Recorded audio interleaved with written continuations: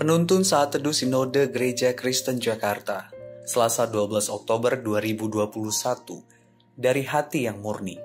Mazmur 50 ayat 16 sampai 23. Tetapi kepada orang fasik Allah berfirman, apakah urusanmu menyelidiki ketetapanku dan menyebut-nyebut perjanjianku dengan mulutmu, padahal engkaulah yang membenci teguran dan mengesampingkan firmanku? Jika engkau melihat pencuri, maka engkau berkawan dengan dia dan bergaul dengan orang berzina. Mulutmu kau biarkan mengucapkan yang jahat, dan pada lidahmu melekat tipu daya. Engkau duduk dan mengata-ngatai saudaramu, memfitnah anak ibumu. Itulah yang engkau lakukan, tetapi aku berdiam diri. Engkau menyangka bahwa aku ini sederajat dengan engkau. Aku akan menghukum engkau dan membawa perkara ini ke hadapanmu. Perhatikanlah ini, hai kamu yang melupakan Allah, supaya jangan aku menerkam dan tidak ada yang melepaskan. Siapa yang mempersembahkan syukur sebagai korban, ia memuliakan aku. Siapa yang jujur jalannya, keselamatan yang dari Allah akan kuperlihatkan kepadanya.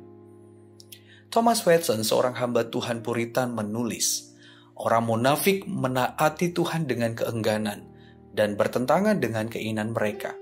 Kain membawa persembahan tanpa mengikut sertakan hatinya. Inti dari perkataan Watson adalah orang-orang yang menyembah Allah dengan kemunafikan dan bukan kemurnian hati sebenarnya tidak pernah menaruh hatinya kepada Allah, melainkan dirinya sendiri demi kepuasannya. Saudara, pada bagian nas ini, pemazmur Asaf memaparkan teguran keras Allah kepada orang-orang fasik yang munafik. Hati mereka tidak tertuju kepada Allah. Meski mereka di permukaan tampil bak orang-orang saleh yang menyelidiki ketetapan atau kebenaran firman Allah, dan juga sering memperkatakan tentang perjanjian Allah. Namun, hati mereka tidak mau menerima, menaati teguran firman Allah. Hati mereka yang munafik juga terrealisasi dalam tindakannya yang lebih memilih bergaul dengan para pelaku kejahatan seperti pencuri dan pezina. Tidak hanya itu, mereka terbiasa mengucapkan perkataan-perkataan jahat, seperti sumpah serapa, menghina, mengutuki, memfitnah, dan sebagainya. Juga lidah mereka penuh tipu daya. Mereka merasa bisa membungkam Allah dengan kurban-kurban sembelihan yang mereka persembahkan. Allah tidak tinggal diam. Dia bertindak tepat pada waktunya. Allah akan menghukum mereka. Namun Allah juga menyatakan anugerah pertobatan kepada mereka, supaya mereka tidak berada pada penghukumannya. Dia menghendaki mereka berbalik dari hati yang munafik menjadi hati yang murni, sehingga yang mereka persembahkan kepada Allah adalah ucapan syukur yang tulus.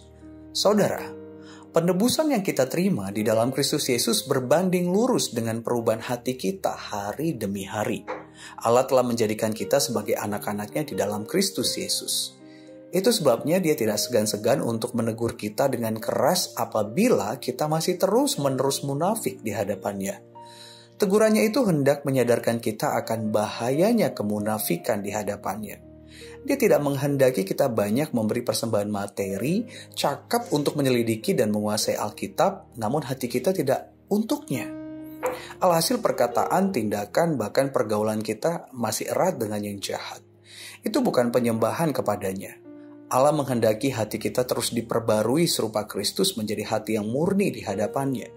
Sehingga yang kita persembahkan kepadanya adalah ucapan syukur yang tulus di setiap situasi hidup kita. Itulah karakteristik menyembah Allah dari kemurnian hati demi kemuliaannya. Kristus yang berdiam di dalam kita akan selalu memurnikan hati kita dari kecemaran, supaya kita dapat mempersembahkan ucapan syukur yang tulus kepada Allah.